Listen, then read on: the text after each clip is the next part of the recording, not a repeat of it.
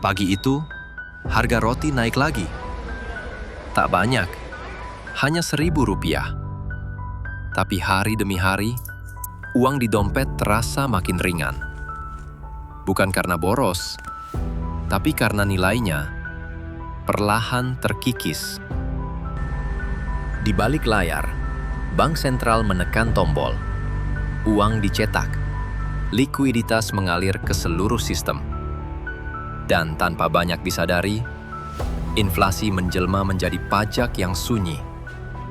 Tak ada tagihan, tak ada pengumuman. Hanya harga yang terus merayap naik, dan rakyatlah yang akhirnya membayar. Mereka bekerja siang dan malam, mengejar hidup, menukar waktu dengan harapan. Namun perlahan, hasil jerih payah itu tergerus.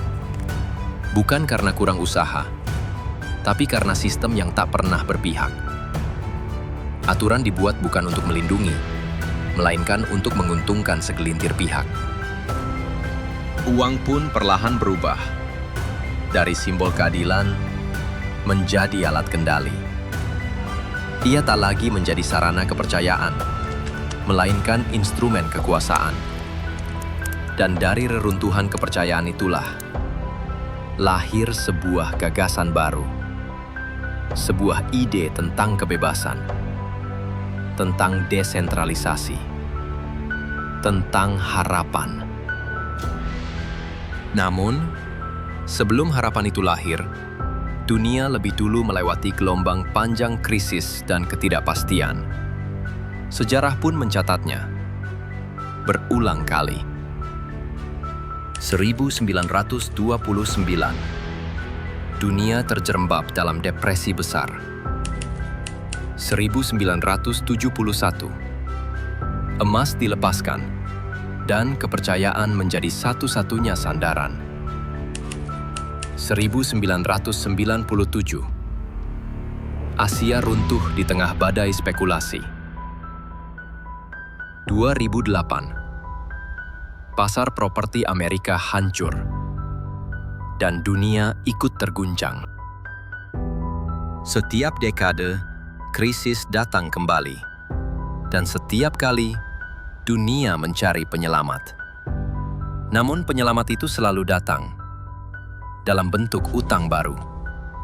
Siklus pun berulang, tak pernah benar-benar berakhir.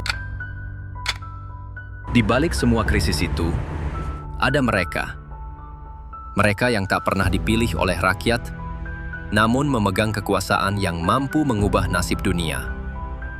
Dengan satu keputusan, mereka mampu mencetak uang dari udara.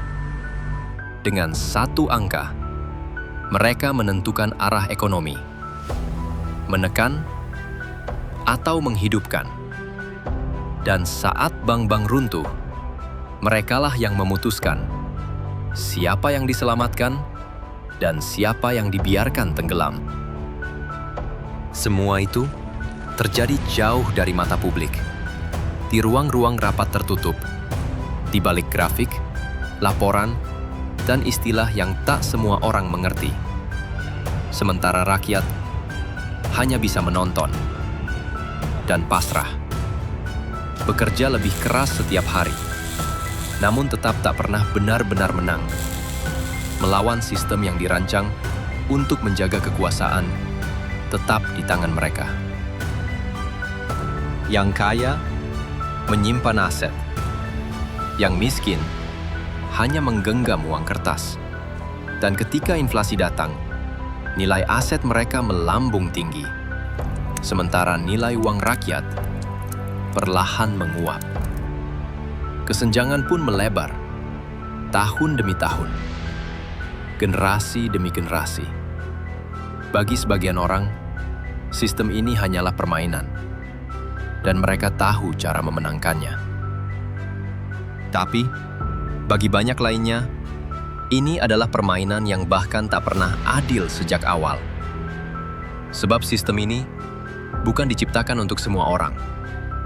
Ia berpihak bukan pada kebenaran, bukan pada keadilan, tapi pada mereka yang menciptakannya.